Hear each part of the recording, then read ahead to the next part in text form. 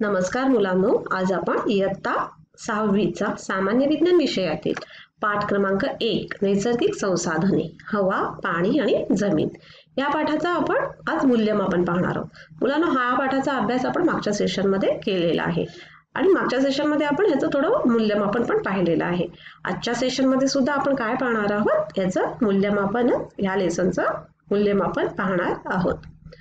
मुलांनो, असा प्रश्न काय आहे आपल्याला सांगा. मी विचारते तुम्हाला की खालील विधाने चूक की बरोबर ते सांगा. तुम्ही मला ही जी विधानं दिलेली आहेत ती चूक आहेत की बरोबर आहेत ते तुम्ही सांगणार आहात. आता विधान काय आहे, तर जमीन आणि मृदा ही एकच असते. मग काय एकच असते, सांगा बरं, चूक की बरोबर. तर चूक, जमीन आणि मृदा ह्या वेगवेगळ्या असतात. कळलं. तर जमिनीखाली असणाऱ्या पाण्याच्या साठ्याला भूजल असे म्हणतात. हे विधान सत्य आहे म्हणजे बरोबर आहे की चूक आहे, बरं सांगा. की जमिनीखाली असणाऱ्या पाण्याच्या साठ्याला भूजल असे म्हणतात म्हणजे बरोबर आहे. आता मृदेचा 25 सेंटीमीटर थर तयार होण्यास 1000 वर्ष लागतात. मग हे विधान बरोबर आहे का मुलांनो? तर आपण शिकलेलो आहोत की नाही मृदा तयार होण्याची प्रक्रिया. तर मृदेला हे चूक आहे हे विधान. मग बरोबर कुठलं विधान आहे, तर मृदेचा 2.5 सेंटीमीटर थर तयार होण्यास 1000 वर्ष लागतात. आणि ह्या इथे काय दिलेलं आहे, तर 25 सेंटीमीटर थर तयार होण्यास 1000 वर्ष लागतात. म्हणजे हे विधान कसं आहे, तर हे विधान चूक आहे. कळलं. आणि आता रेडॉनचा वापर जाहिरातीसाठीच्या दिव्यात करतात. बरोबर आहे का हे विधान? तर हे विधान चूक आहे. मग बरोबर विधान कुठलं आहे, तर जाहिरातीमध्ये कुठल्या वायूचा वापर करतात सांगा बरं. तुम्हाला माहिती आहे, आपण शिकलेलो आहोत. तर निऑन या वायूचा वापर जाहिरातीसाठीच्या दिव्यामध्ये करतात. म्हणजेच काय, तर रेडॉनचा वापर जाहिरातीसाठीच्या दिव्यात करतात हे विधान चूक आहे. कळलं. आता पुढचा प्रश्न आहे मुलांनो, की मृदेची निर्मिती कशी होते हे आकृती काढून स्पष्ट करा. आपण पाहिलंय की नाही, आपण पाठामध्ये शिकलेलो आहोत. मग आता तुम्ही मला सांगा की मृदेची निर्मिती कशी होते हे आपण आकृती काढून स्पष्ट करूया. कळलं. तर मृदेची निर्मिती कशी होते, तर नैसर्गिक प्रक्रियेतून होते. कशी होते, तर नैसर्गिक प्रक्रियेतून होते. ही बघा, इथे आकृती दाखवलेली आहे. ही काय आहे, आकृती. हा खडक आहेत. काय आहेत, हे खडक आहेत. मग खडकांचा अपक्षय कशामुळे होतो, म्हणजे अपक्षय म्हणजे काय मुलांनो, मी सांगितलेलं की नाही तुम्हाला. अपक्षय म्हणजे नैसर्गिकरित्या खडकांची झीज होणे, ह्याला अपक्षय म्हणतात. मग खडकांची झीज कशी होते नैसर्गिकरित्या, तर उष्णता, थंडी, वारा, पाऊस, ऊन, वारा, पाऊस यामुळे काय होतं, म्हणजे उष्णता, थंडी आणि पाण्याचा मारा खडकांवर होतो. आणि मग काय होतं, तो खडकांचा अपक्षय होतो. काय होतो, तर खडकांचा अपक्षय होतो. मग खडकांचे रूपांतर कशामध्ये होते, तर वाळूमध्ये, छोट्या दगडामध्ये, मातीमध्ये होते. आणि जे मातीमध्ये जे सूक्ष्म जीव असतात ते सुद्धा खडकांचा अपक्षय करण्यास मदत करतात. कळलं. आणि कृदंत प्राणी जसे की उंदीर, घुशी ह्या सुद्धा खडकांचे अपक्षय करण्यास मदत करतात. काही वनस्पतीची मुळे खूप जमिनीमध्ये खोलवर गेलेली असतात की नाही पाणी शोधण्यासाठी. मग ही वनस्पतीची मुळे सुद्धा खडकांच्या अपक्षयास मदत करतात. आणि मग खडकांचा अपक्षय होऊन काय होतं, तर मृदेच्या थरांची निर्मिती होते. कळलं. मग आपण आता पाहूया, हे उत्तर पाहूया ह्याचं. कळलं. तर मृदेची निर्मिती नैसर्गिक प्रक्रियेतून होते, हे तुम्हाला माहितीच आहे. ऊन, वारा, पाऊस, हे बघा इथे उष्णता, थंडी, वारा, पाऊस याचा मारा खडकांवर होतो. ह्या खडकांवर त्याचा मारा होतो आणि त्यामुळे काय होतं, तर खडकांचा अपक्षय होतो. काय होतं, अपक्षय होतो. म्हणजे खडकांची काय होते, तर झीज होते. आणि मग खडकांपासून काय बनतं, तर खडे, वाळू आणि माती निर्माण होते. कळलं. तर खडकातून अजैविक घटकांचा पुरवठा होतो. मातीत असणारे सूक्ष्मजीव, कृदंत काही प्राणी, कृदंत प्राणी म्हणजे काय, तर उंदीर, घुशी या कुठे राहतात माहिती आहेत ना, ह्या जमिनीच्या खाली राहतात बिळ करून. आणि मग त्या सुद्धा काय, तर खडकांचे अपक्षय करण्यास मदत करतात. कळलं. मातीत असणारे सूक्ष्मजीव, कृमी, कीटक आणि कृदंत प्राणी खडकांच्या अपक्षयास मदत करतात. कळलं. तर जमिनीवर असलेली झाडांची मुळे, मी म्हटलं ना तुम्हाला, वनस्पतीची मुळे पाण्याच्या शोधासाठी खूप दूरवर गेलेली असतात. आणि मग ती सुद्धा अपक्षय खडकांचा अपक्षय घडवून आणतात. या सर्व घडामोडींमुळे काय होतं, मृदेची निर्मिती अतिशय संथ गतीने होते. कळलं तुम्हाला? तर मृदेची निर्मिती कशी होते, तर अतिशय संथ गतीने होते. आपण पाहिलं मगाशी की 2.5 सेंटीमीटर थर तयार व्हायला, मृदेचा थर तयार व्हायला हजारो वर्ष लागतात. कळलं? मग तुम्हाला कळलं मृदेची निर्मिती कशी होते, आकृती सुद्धा समजली असेल. आता आपण पुढचा प्रश्न बघणार आहोत मुलांनो. पुढचा प्रश्न काय आहे, तर पृथ्वीवर सुमारे 71% भाग पाण्याने व्यापलेला असून देखील पाण्याची कमतरता का भासते? म्हणजे आपल्याकडे 71% पाणीच आहे. आपल्याला माहिती आहे पृथ्वीवर किती टक्के पाणी आहे, तर 71%, आणि बस 29% फक्त जमीन आहे. मग 71% पाणी आहे तरी पण आपल्याला पाण्याची कमतरता का भासते मुलांनो? आपण पाहिलंय त्या पाठामध्ये. मग याचं उत्तर काय असणार आहे ते पाहूया आपण. कळलं? पृथ्वीवर सुमारे 71% भूभाग जरी पाण्याने व्यापलेला असला तरी त्यातील 97% पाणी कसं आहे, तर खारट आणि समुद्र जल आहे.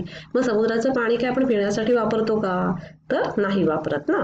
मग 97% पाणी खारट समुद्र जल असते. मग पिण्यासाठी किंवा शेतीसाठी आणि दैनंदिन वापरासाठी हे पाणी उपयुक्त नाही. कळलं? तसंच गेल्या काही शतकामध्ये लोकसंख्या किती वाढलेली आहे आपली, भरमसाठ वाढीमुळे लोकसंख्या वाढलेली आहे. त्यामुळे पाण्याची गरज सुद्धा जास्त वाढली आहे. जागतिक तापमान वाढीमुळे दुष्काळी परिस्थिती निर्माण झाली आहे. या सर्व कारणांमुळे सुमारे 71% भूभाग पाण्याने व्यापलेला असूनही पाण्याची कमतरता भासते. मग कळलं तुम्हाला? एवढं पाणी आहे पृथ्वीवर, 71% पाणी आहे तरी पण आपल्याला पाण्याची कमतरता का भासते, कारण 97% पाणी हे खारट आहे आणि खारट पाणी आपण पिण्यासाठी वापरत नाही, शेतीसाठी वापरत नाही. आणि आता इतकी लोकसंख्या वाढलेली आहे मुलांनो, आणि त्यामुळे काय झालं, तर पाण्याची गरज आहे, म्हणजे लोकांना इतकी लोक म्हणजे भरमसाठ आपली लोकसंख्या वाढलेली आहे. त्यामुळे पाण्याची गरज सुद्धा जास्त वाढलेली आहे. आणि तापमान वाढीमुळे काय होतं, दुष्काळी परिस्थिती निर्माण झालेली आहे. आणि या सर्व कारणांमुळे पृथ्वीचे सुमारे 71% भूभाग पाण्याने व्यापलेला असून सुद्धा पाण्याची कमतरता भासते. समजलं मग तुम्हाला? आता मुलांनो मला सांगा, आपण शिकलेलो आहोत ह्या सुद्धा प्रश्नाचं उत्तर तुम्हाला येईल, जो मी प्रश्न आता तुम्हाला विचारणार आहे तो, की हवेतील विविध घटक कोणते, त्यांचे उपयोग लिहा. मग आता हवेतील विविध घटक कोणते आहेत सांगा बरं.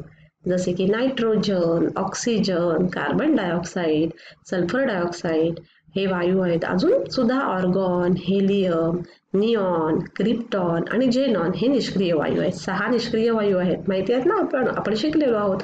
अजून सुद्धा बाष्प, धूर, धुरके असे घटक सुद्धा आहेत.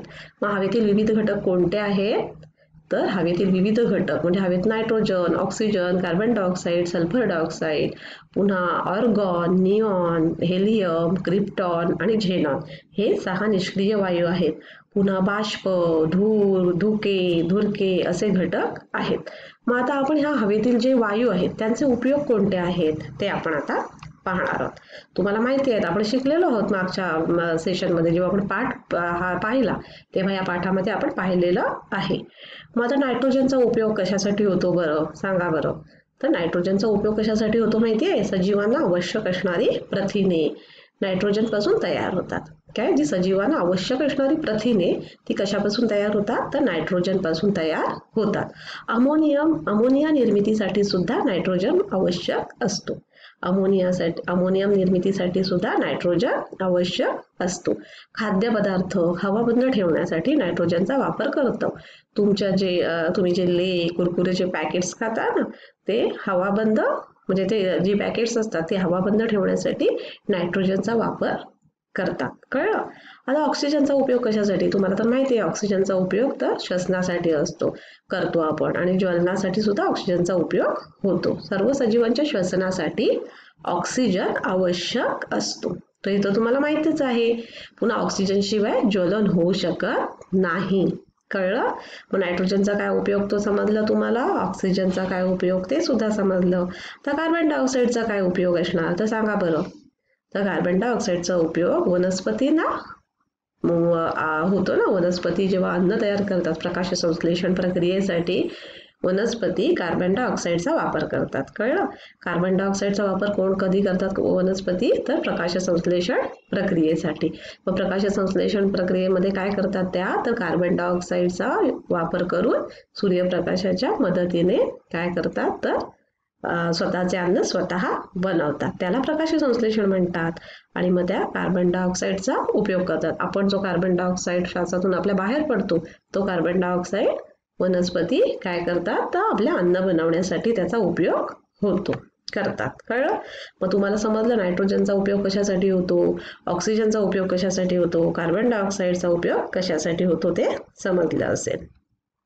आता अजून हवेतील घटकांचा उपयोग म्हणजे जे 6 निष्क्रिय वायू आहेत त्यांचा कुठे कुठे उपयोग होतो हे आपण आता पाहणार आहोत. तर आर्गॉनचा उपयोग कुठे होतो माहिती आहे मुलांना? तर विजेचे बल्ब मध्ये वापर होतो. आपल्या घरात जे विजेचे बल्ब असतात त्याच्यामध्ये कुठल्या वायूचा उपयोग होतो? तर आर्गॉन या वायूचा उपयोग होतो. हेलियम विना पंख्याच्या इंजिनावर चालणाऱ्या विमानांमध्ये कमी तापमान मिळवण्यासाठी हेलियम वापरतात. काय? तर विना पंख्याच्या इंजिनावर चालणाऱ्या विमानांमध्ये कमी तापमान मिळवण्यासाठी हेलियम या वायूचा वापर करतात. तर निऑनचा वापर कुठे करतात? आपण मगाशी पाहिलं ना, तर निऑनचा वापर जाहिरातींच्या आणि रस्त्यावरच्या दिव्यांमध्ये करतात. कुठे करतात निऑनचा वापर? तर जाहिरातींच्या आणि रस्त्यांवरच्या दिव्यांमध्ये वापर केला जातो. पुन्हा क्रिप्टॉनचा उपयोग कुठे केला जातो? तर क्रिप्टॉनचा उपयोग फ्लोरोसेंट पाईप्स मध्ये वापर केला जातो. कुठे? तर फ्लोरोसेंट पाईप्स मध्ये वापर केला जातो. झेनॉनचा वापर कुठे केला जातो मुलांनो? तर फ्लॅश फोटोग्राफीमध्ये वापर होतो त्याचा. कुठे होतो? तर फ्लॅश फोटोग्राफीमध्ये त्याचा वापर केला जातो. मग आता आपण हवेतील वायूंचे उपयोग पाहिले. कळलं ना तुम्हाला? कुठले नायट्रोजनचे उपयोग कुठले पाहिले, ऑक्सिजनचे उपयोग पाहिला, कार्बन डायऑक्साईडचे उपयोग पाहिले, पुन्हा argon, helium, neon, krypton, xenon या घटकांचे उपयोग आपण पाहिले. मुलांना आता मी तुम्हाला अजून एक प्रश्न विचारते. पुढचा प्रश्न आहे आपला, हवा, पाणी, जमीन ही बहुमोल नैसर्गिक संसाधने का आहेत? तर आता आपण पाहिलं ना, हवा, पाणी आणि जमीन ही बहुमोल नैसर्गिक संसाधनं आहेत. म्हणजे का आहेत? कारण हवा, पाणी आणि जमीन या तिन्हीकडून पृथ्वीवरील सजीव जिवंत राहण्यासाठी विविध घटक मिळतात. सजीव सृष्टीच्या मूलभूत गरजा पूर्ण होऊन ती टिकवण्यासाठी याच घटकांची आवश्यकता असते. हवा, पाणी आणि जमिनीकडून हे घटक नैसर्गिकरित्या मिळतात. म्हणून त्यांना बहुमोल नैसर्गिक संसाधने असे म्हणतात. कळलं तुम्हाला? हवा, पाणी आणि जमीन या तिन्हीकडून का मिळतं? तर पृथ्वीवरील सजीव जिवंत राहण्यासाठी विविध घटक मिळतात. आपण हवेशिवाय जिवंत राहू शकतो मुलांनो? पाण्याशिवाय जिवंत राहू शकतो का? तर नाही. मग सजीव सृष्टीच्या ज्या मूलभूत आपल्या ज्या गरजा आहेत त्या कोण भागवतं? तर हे जी नैसर्गिक संसाधने आहेत, हवा, पाणी आणि जमीन या म्हणजे हेच घटक नैसर्गिकरित्या आपल्याला ह्याच्यातून मिळतात. म्हणून त्यांना बहुमोल नैसर्गिक संसाधने असे म्हणतात. समजलं? तर मुलांनो, आज आपण काय शिकलो? आज काय पाहिलं आपण? तर आज आपण हवा, पाणी आणि जमीन नैसर्गिक संसाधने या पाठामधलं आपण काय पाहिलं? तर मूल्यमापन पाहिलं. मूल्यमापनामध्ये आपण कोणते प्रश्न पाहिले आजच्या भागामध्ये? तर मृदा कशी तयार होते आणि काय पाहिलं? तर हवेतील विविध घटक कोणते, त्यांचे वेगवेगळे उपयोग कोणते हे आपण आजच्या सेशनमध्ये पाहिलं. मग तुम्हाला समजलं की नाही? सगळे उत्तर आणि सगळे प्रश्न तुम्हाला समजले असतीलच. धन्यवाद.